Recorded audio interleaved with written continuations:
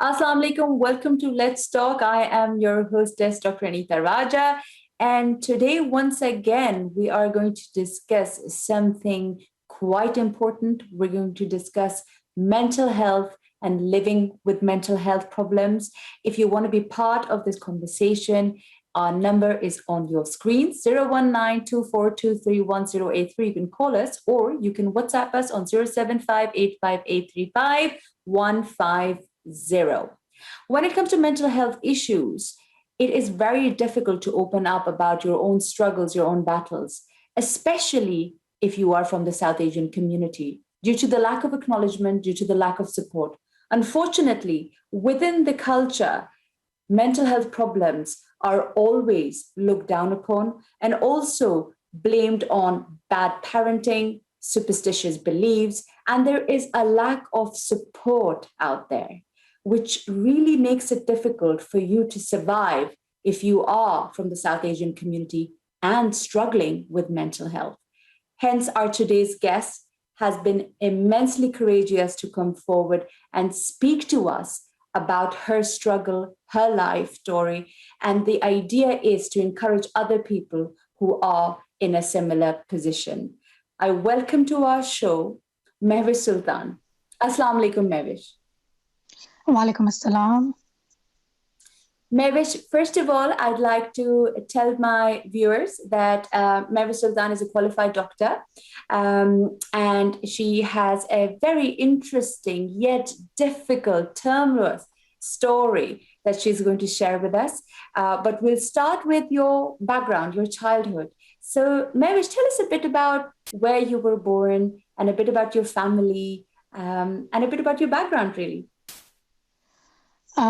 First of all, I'd like to thank you, Dr. Anita, for having me on the show. I'm really grateful for this opportunity to share my story and help others who are in a similar position. When it comes to my childhood, I was born and raised in Dubai. And then I moved to Pakistan when I was in my teens. The purpose was for higher education. And when I look back on my life, I think my childhood was the best period of my life because I've had an amazing childhood. We were always, when not studying, we were going to theme parks, going to friends' birthday parties, so having a really good time with siblings and friends. On coming to Pakistan, it was a very difficult transition for me because there was a difference in the culture, the society. It took some time to get used to it.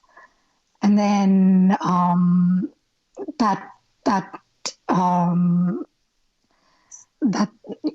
difficulty I was having to acclimatize to the society got easier when I started going to school.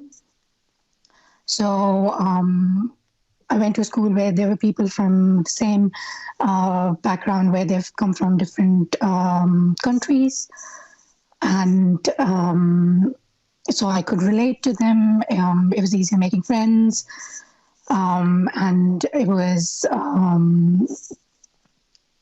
easier making friends. And I think that's where my journey started towards going to pursue a career in medicine, and did my O-levels, then did my high school from the same school. Went into medical school in a different city. So I've been literally traveling from, I traveled from a country to a different country. Then within the country also, I traveled to a different city to do my med school. Um, there I stayed for 5 years, did my medicine, came back to my home city, hometown, um, did my foundation year there, and then got married. Um, After I got married, I moved to the UK because my then husband is based here. So it was a suggested marriage, um, somewhat arranged. Um, but there was an element of liking. When I came to this country, I was I didn't find it quite difficult to adjust into the society and the difference in culture, because I grew up in a very diverse country itself. So I think the most difficult part was to get acclimatized to the South Asian community here, because there was a difference in the way I was brought up and the difference in the way the South Asian community have different ways of life here. Rightfully for them, that's what they think is right, and that's their opinion, and that's okay. But I always thought that everybody's opinion important. If I have a different opinion, it should be accepted. So that's the difficulties I had. And then I have a child with my ex-husband, and all this time continuously I was studying to get my registration exams here, licensing exams to practice medicine. You have to go through a lengthy process of doing your English exam, which is called IELTS, and then you have to go through licensing exams with the General Medical Council. So I did all that, raised, I was being a mom as well, which I love being a mom, and I think it's the best thing that's ever happened to me, because it's very natural. You don't have to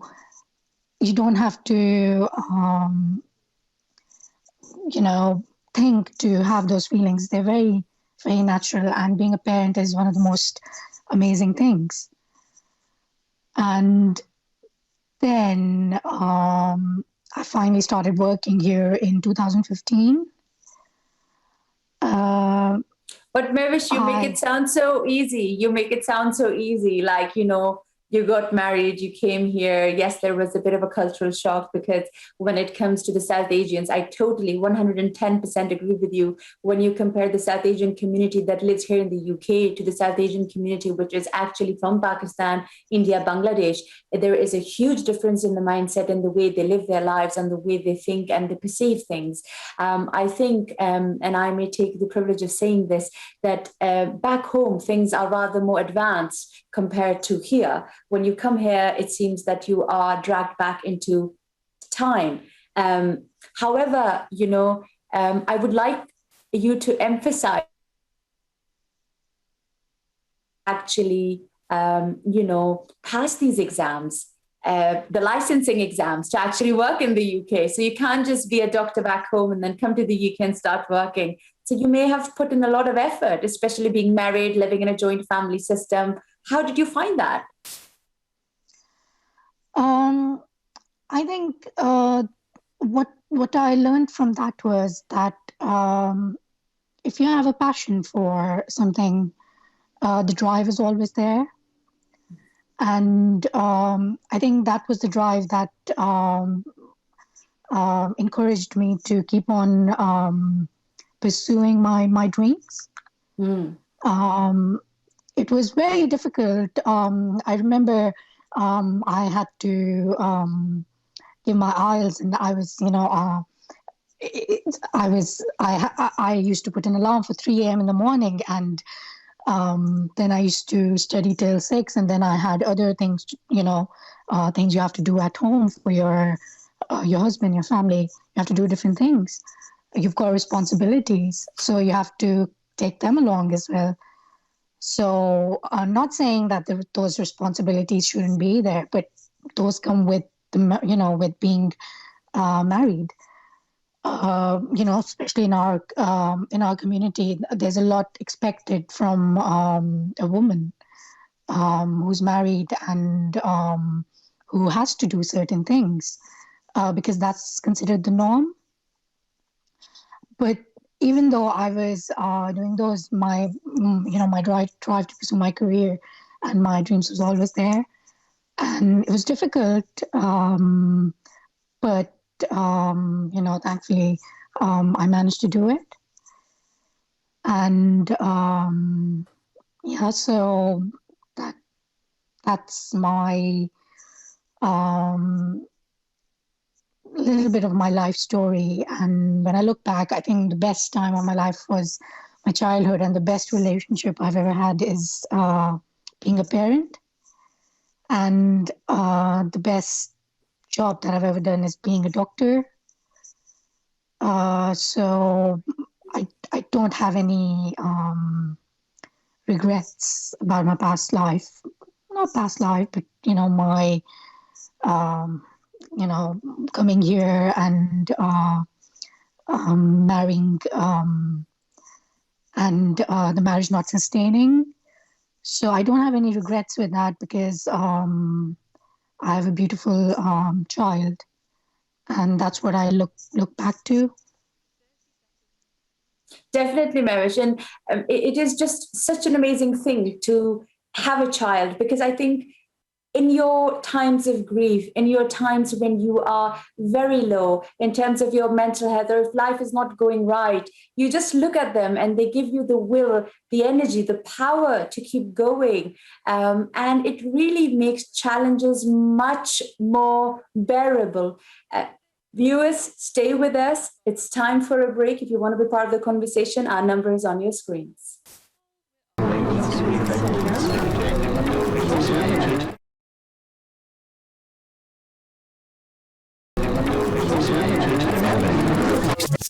Welcome back to Let's Talk. I'm Dr. Anita Raja, and today we are interviewing lovely Mahwish Sultan, and we are talking about her battle with schizophrenia, mental health. She's been kind enough to come on our show and share experience with us. And I must say, and I'm sure that all of you agree who are watching us, that this is a very big step forward, especially if you are from the South Asian community, due to the undue stigmatization of this issue in itself and the lack of support that we find within our community. Mahwish, before we went on to the break, you told us about your journey up until you became a mum to a beautiful boy, and you passing your licensing exams and then becoming a doctor here in the United Kingdom.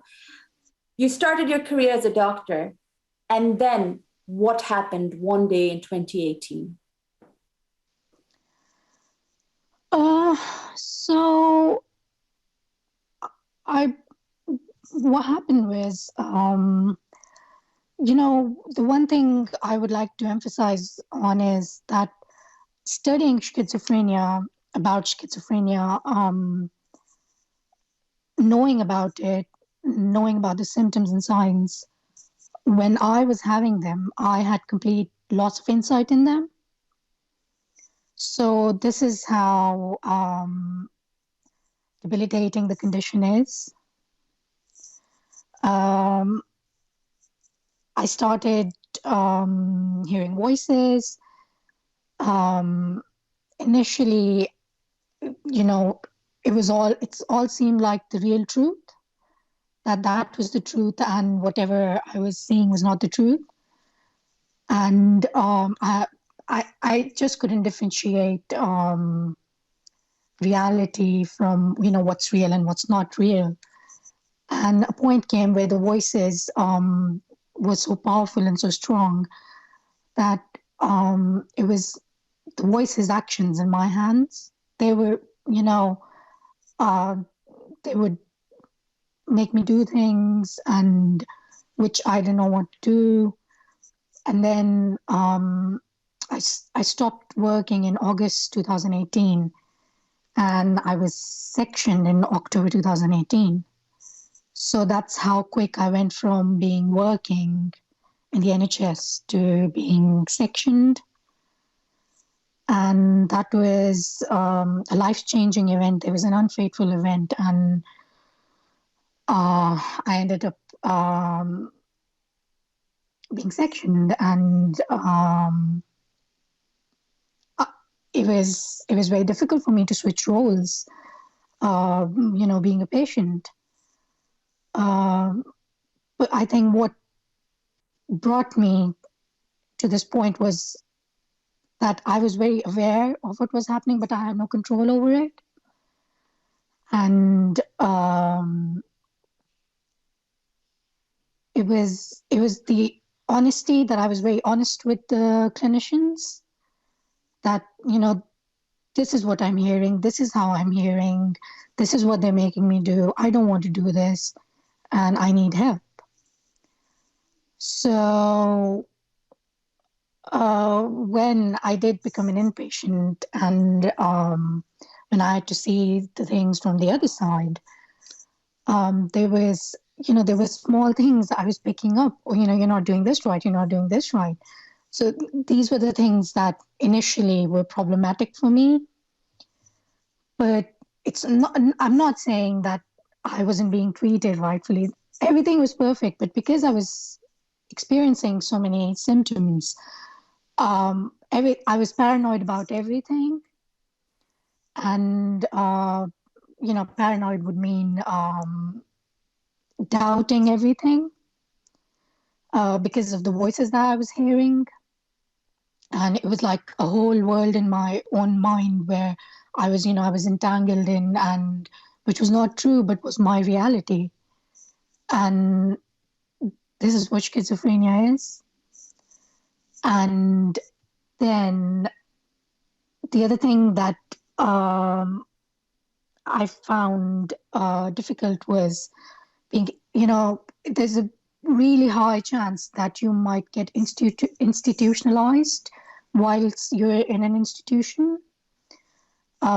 So to keep on top of that, there's been a lot of help from my clinical team, a lot of effort from my side. So it was a difficult journey, but with the help of the clinical team and being honest to them. I remember I used to draw pictures of the voices that I was hearing, and this is what they're saying. These are the situations that I'm seeing in my mind, and I don't know how to describe them. So I used to draw them and show them to my doctor that this is what's happening in my mind. Can you please detangle this somehow? I don't understand if this is going to happen to me. Is this real or not real? I would see images of bad things happening to me, and I couldn't control those images because you literally have no control over that, and it's like your mind becomes anonymous to you somehow. And I struggled till for a very good 1 year, and then my symptoms started regressing, and I came into remission. And I think being in a mental health institute and having the knowledge of what's happening and then not having any control over it, it was a very difficult time for me. Certainly, of course, Mahwish. And I just wanted for the viewers as to clarify what sectioning means. So sectioning means detaining against, which is according to the Mental Health Act, in a hospital or a medical facility against the patient's consent, because the patient is deemed to lack capacity, which is the ability to take decisions, make wise decisions for themselves. So that's a time when a patient can be sectioned.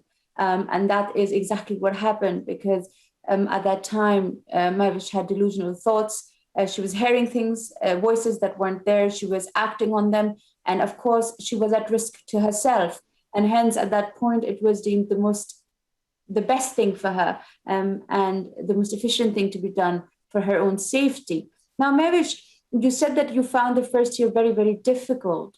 Do you want to tell us a bit about your compliance at that point? You know, in the first year, when you were prescribed the medications, were you actually taking them?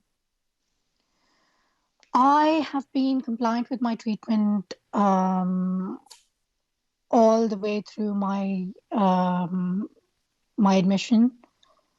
And I think this is one thing I would really like to emphasize on, is that medication does work, therapies do work, and if we comply with them,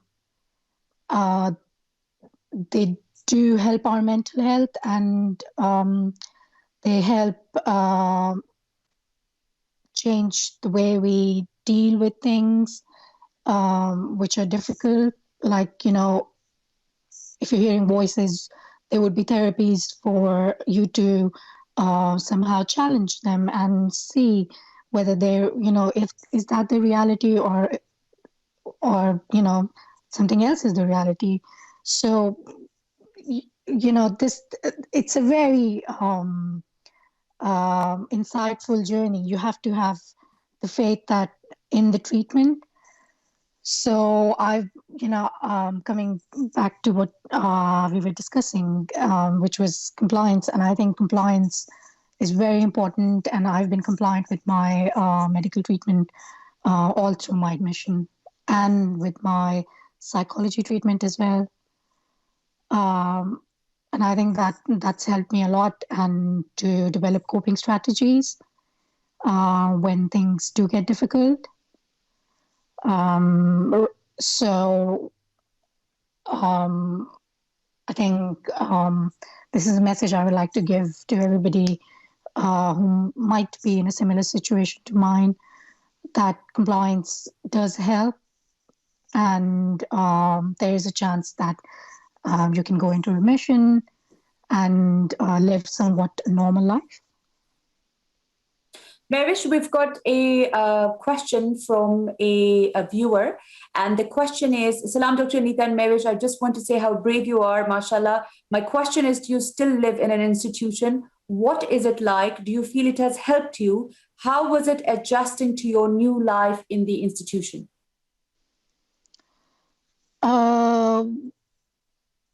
So how did I find it? It was very difficult for me, because I was living on my own. I was driving.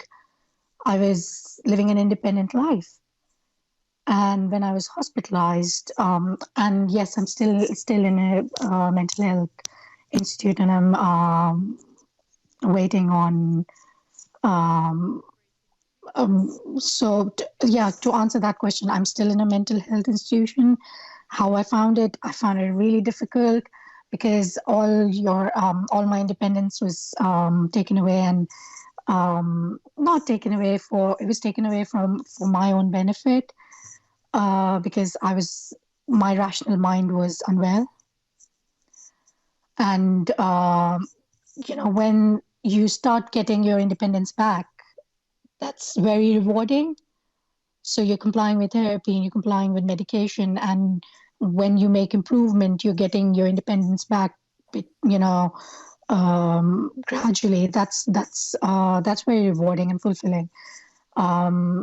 So, and being in, you know, I've never thought myself as a clinician while I'm in the hospital. I always think like I'm a patient. This is how I changed my mindset, that, you know, I'm a patient and I'm here for treatment. And it's important for me to think like that so that I can get well.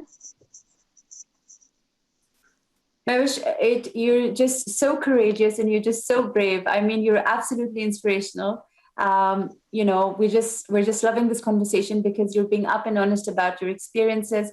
And I'm hoping that whoever is watching this show today is going to be encouraged to face their problems and their struggles with mental health, especially in a situation like yours, where you're a qualified doctor, you've done your exams, you've studied all your life. Literally from the age of 5, you start studying if you want to become a doctor. And then you take your licensing exams, move to the UK, get your GMC license to work here, and then all of a sudden, this disease strikes you. Viewers, if you want to be part of this show, our number is on your screen. Stay with us. It's time for a break.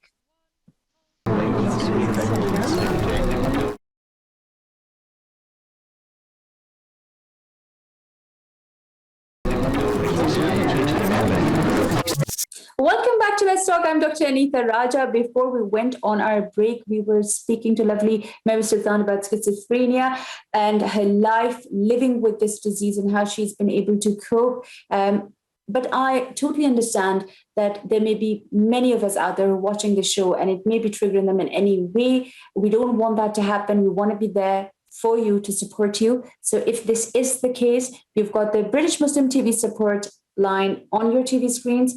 Log on to that and get the support that you need.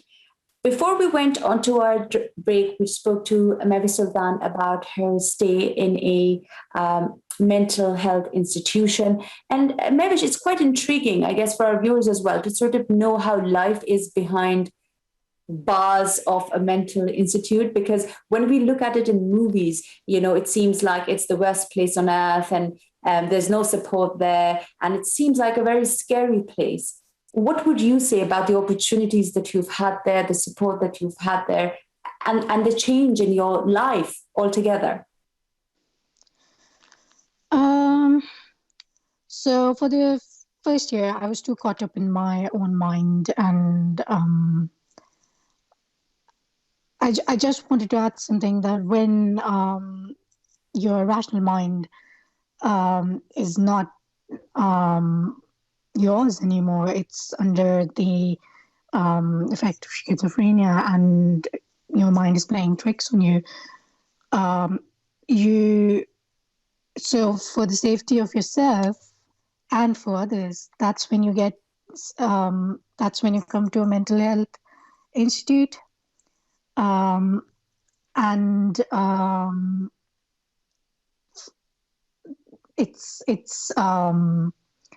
It's stigmatizing, isn't it? And to move forward then is very difficult, thinking I'm never going to live a normal life again. This is always going to be my stigma. People are going to judge me according to this. Well, I learned from this and accepted that there's going to be stigma.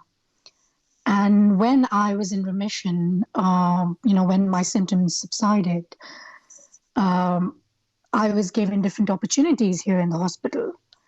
I was made the ward representative. So I would, as an expert by experience, so I would go to different management meetings. I would sit on interview panels representing the service users. And that gave me a lot of confidence, and a lot of confidence in the way that, my voice is being heard and I can represent other people who are in similar conditions and who are facing similar conditions. And I can make difference to people's lives, because that already is a passion in me to help people. Dr. Anita, you would agree that as being a doctor, you always have this in you that, you want to help. And I think that was being fulfilled somehow by speaking on the behalf of other service users. And so that was, I think that was really helpful of my clinical team to make me, give that opportunity to me. And then I liked doing research. So I was given the opportunity to do some research on the ward about mobile phones. And then I proposed an improvement project, and that was accepted as a quality improvement project. And that was accepted by the trust and approved by the trust, and that would be, soon work will start on that. And so I think all these things that I've been doing behind the walls, or powers of a mental health institute, I think I've not stopped in a lot of ways. I've continued to use my mind, use my thoughts to improve things, to help people, which is very fulfilling for me and is very rewarding when you see changes that are implemented because you suggested them. So it's really amazing. I mean, you must be so proud of yourself that you've actually managed to pick up your pieces and you've actually managed to find direction, a new purpose, to take steps to make a difference for people who are using this service. And though you're not in a doctor role anymore, and you've swapped it for a patient role, you're actually have a routine, and you're doing something that makes you happy. Now, Dr. Mahwish, you also mentioned stigma. And this is a word that I have used too many times on this show today. But unfortunately, it's a bitter reality. And if we look at our culture and the people of our community, the wider community, you're absolutely right. There is a stigma attached to any mental health problem. I mean, it's such a big stigma that in Urdu, Hindi, there is no word for depression. So this term, there is no alternative term for depression. This is how unimportant it's considered. What would you say about the wider support that you have received from your family members, your family, immediate family back home in Pakistan, your cousins, your friends? What sort of support have you received? So initially, when I was not a patient and I was experiencing these symptoms and thoughts, I would discuss them with my family, and my family would say, no, you're just overthinking, or you're living alone, this is why this is happening. You're overthinking things. Things are not like that. Nobody actually understood what I was saying, and it was really sad because I was going through so much, and I wasn't able to explain what was happening, and they weren't able to understand.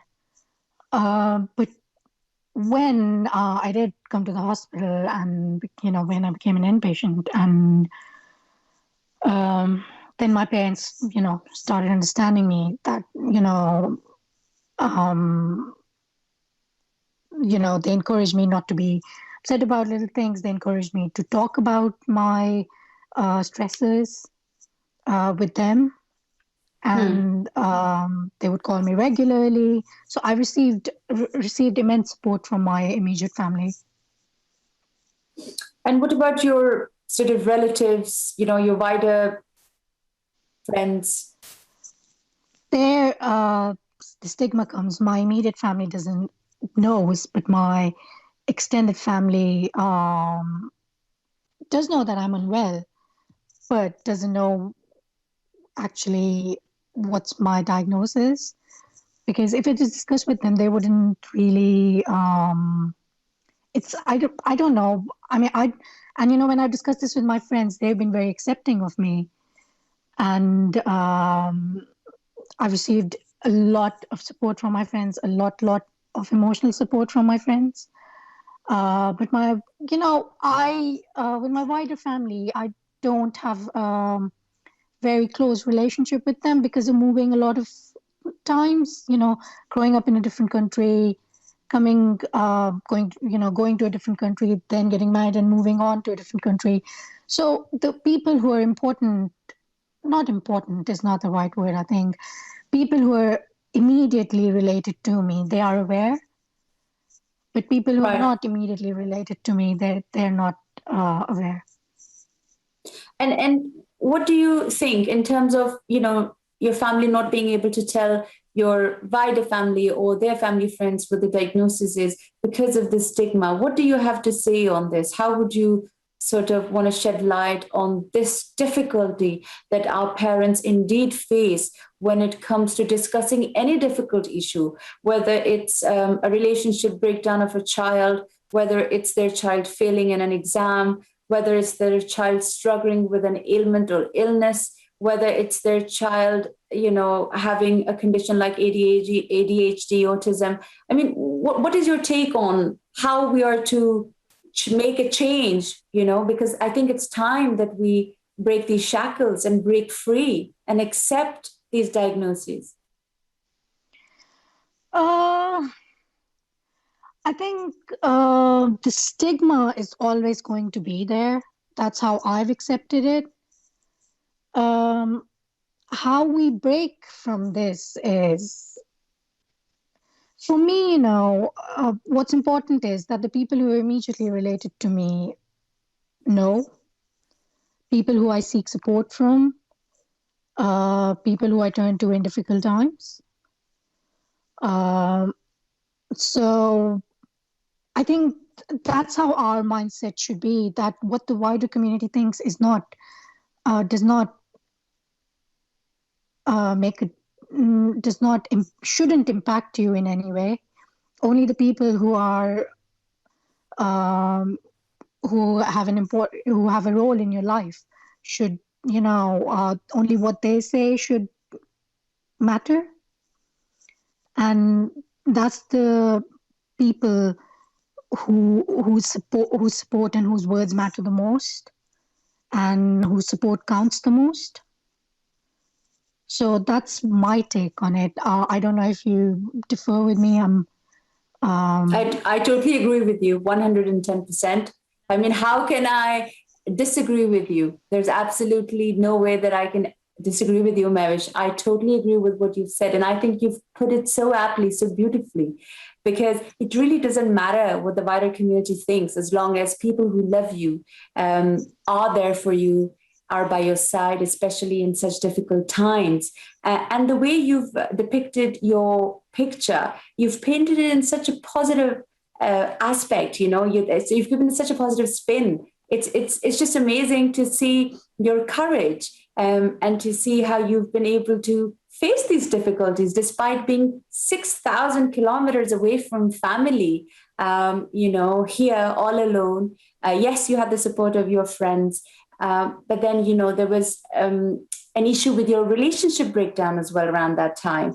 So, I guess your driving force may have been your son, because you had to get better for him. And then your driving force was your will, your resilience, because that's the type of person you are. And I must agree, and I agree with everything you've said.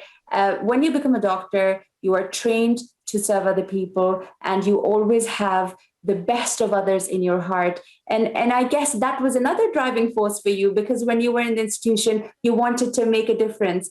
Viewers, it's time for a break. Our number is on your screen. Stay with us.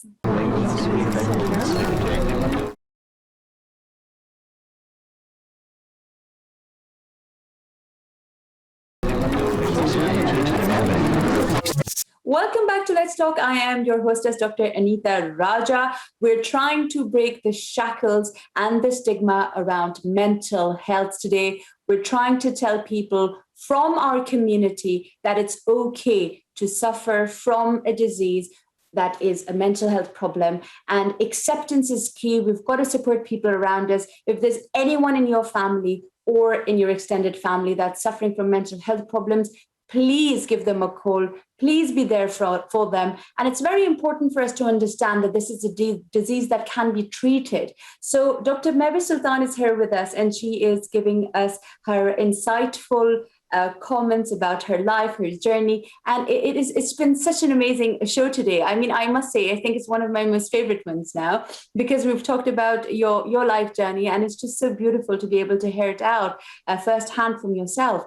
Now, Mahwish, before we went onto the break, you were telling us that, you've had the difficulties to accept, being in that patient role. You are in a mental health facility at the moment, but you've been able to find new challenges for yourself, and you've done really well with them. And you've also told us that your family has been very accepting.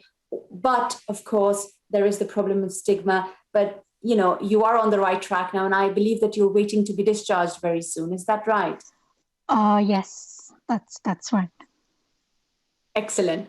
So, Mahwish, because this is the last segment of our show, I want to make sure you tell us and talk about whatever you really want to share with us, so we don't miss anything.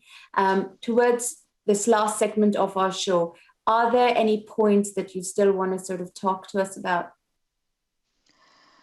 So I would like to emphasize on the importance of accepting yourself and loving yourself, accepting that, you have a lifelong condition, and you have to think about your future prospects and living with your illness, accepting that, but still trying to move forward and achieve things that you want to achieve. That can be anything. That can be as simple as meeting family, simple things like I learned how to play the guitar while I was in here in the hospital, and discovering your creative side. Don't put your life on hold, please. Keep moving forward. Learn new things about yourself. Learn new things from everyday life. Right. Mahwish, this is a live show, so we do have a caller online. Hello, who do we have online? Hello, Assalamu alaikum. Wa alaikum assalam. Assalamu alaikum, sister. Hi, do you speak English or Punjabi? What language? English would be appropriate so everyone can hear us and understand us, but I'm sure Mahwish and I understand Punjabi and Urdu as well. All right, I'll speak in English then, yeah. Thank you so much. So how did your program helping mental health, got my own experience as well? I want to know, so then we're talking on the right line, yeah? Yeah, Hello? so yes. Yeah, how is your program helping, what topic is it covering on mental health? So the topic that we're covering today is schizophrenia, and the idea is that we make it more accepted, because I think there is a stigma in our society still. If someone does have, for instance, depression, they're not going to go out and tell people that they're struggling with their mental health. Whereas if we've got a Caucasian counterpart, they are more forthcoming, and they will actually, seek help. There's a higher chance of them seeking help. And I was looking at the numbers before we came onto the show. And according to Mental Health or UK, if you are a Black man, you're 4 times at a higher chance of being sectioned, and you are twice as much at a higher chance to commit suicide, because, you cannot face it, because it's not accepted, because your community isn't happy to accept you. If you are struggling with you are considered as someone who is flawed, which I think is very unfair, because I always give this analogy, and Dr. Mahwish is going to agree with me, that if you have a fractured leg, you never sit at home waiting and praying that the leg is going to get fixed. You run to the hospital. Whereas when it comes to mental health, I have seen so many people struggle for years on end, sacrifice their relationships, yet they find it hard to come to terms with the fact that they're struggling. Would you agree, Dr. Mahwish? Yes, I would agree. Yeah, there's a so the reason I'm talking about my experience with schizophrenia is to help people understand the illness, the consequences of the illness, and how we can improve our lives post-diagnosis, so that people are more willing to go and seek help and not suffer on their own. Definitely, Mahwish. And in terms of, you make it sound like it's not that hard. I'll be honest, I mean, and it's amazing to see that you are such a ray of sunshine and hope for all of us out here, especially people from the BAME community, because we see you as a leader who's leading her way through these difficult times. However, are there any tips you can give us, our viewers who are watching this, who may be in a similar position as you, as to how they can find these coping strategies to be able to remain positive, especially if they're in a mental health institution? I think the therapies that are offered to patients, they help you develop coping strategies, and then having the faith in them that they will work. That is very important. And once it's hit and miss, you learn a coping strategy, you utilize, you use it, and you find that it's not helping. Then you go to another coping strategy. There are different coping strategies like breathing exercises, meditation, body scans. So it's all in the mind, but you have to discover what's right for you. So please don't give up. Try to explore different avenues of learning different coping strategies. And I think what worked for me was acceptance and making plans for the future within all these uncertainties. Is I think this is what helped me, and it might not work for somebody else, but the message would be, please keep on the battle and keep trying to find what works for you. Right. Mahwish, and being a doctor, of course, we have to be registered with a sort of the General Medical Council, have a license and everything. And you unfortunately lost that because of your illness. And now there is a chance that you might get it again because you're in remission. And of course, you're going to appeal that.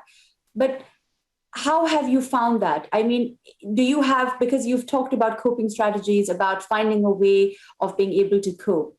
Now, there are two ways about this. One, you get the license back and you get back into work. The second, you don't get it back. What is your plan B if you don't get the license back? My plan B is lived experience work. So I would like to help people who have been through similar journeys like mine. And I would like to help them with my experience. I would like to pass on my coping strategies to them, pass on my experience to them, share my experience with them, and make them more apt to the difficulties of life that come with a diagnosis like this. Yes, you've put it beautifully. I mean, it's made me so happy to know that you actually have a plan B, which is another proof of the fact that, as you said, you've got to do one thing. If it doesn't work for you, move on to the next. If that doesn't work for you, move on to the next. Mahwish, we're left with the last 3 minutes, and I certainly don't want to take these last 3 minutes from you. And I'd like you to give our viewers a message in the end. You've talked about these coping strategies, you've talked about meditation, and you've been tremendously lucky because you've had a great team of doctors and nurses who's been there and supportive of you. If people are in a different situation where they don't have that kind of support, what sort of message would you have for them? The message that I would have for them would be, the support is there. Please ask for help. When you're honest with your clinical team or your doctor about your symptoms, and you follow their guidance, it can do wonders. Some people may go into remission and some may not, but they can still make their life better by talking through their illness, by talking through their, about their symptoms. So seek help, be honest about your symptoms and what you're experiencing so that you can get the right kind of help. Mahwish, I think this was a beautiful message that you've given our viewers. And I guess the biggest hurdle, the biggest difficulty really is the first step that you take in accepting and acknowledging that there is a problem, and then maybe gathering the courage to be able to do that. Because I guess when you are part of the BAME community, part of the South Asian community, I keep harping on the same string because it is much more difficult. I'm a clinician and we see this, that the sort of acceptance rate is different, the reaction perception is different, and you cannot compare it to our Caucasian counterparts. Though I totally believe and understand that struggling with mental health in itself can be a very, very big struggle. However, when you are to accept that you've got a mental health problem, the biggest problem also is that you need to think about your family, the community that you live in, and the sort of bad name that that can bring to your family, and the sort of difficulties they could face because of this, which makes it much more difficult. Hence, we are very, very grateful that you've actually taken time to come out and to tell us about your journey. And thank you so much, Mahwish, for coming here. And I'm sure that our viewers are very grateful, just like we are. Viewers, we'll see you again next week. Allah Hafiz.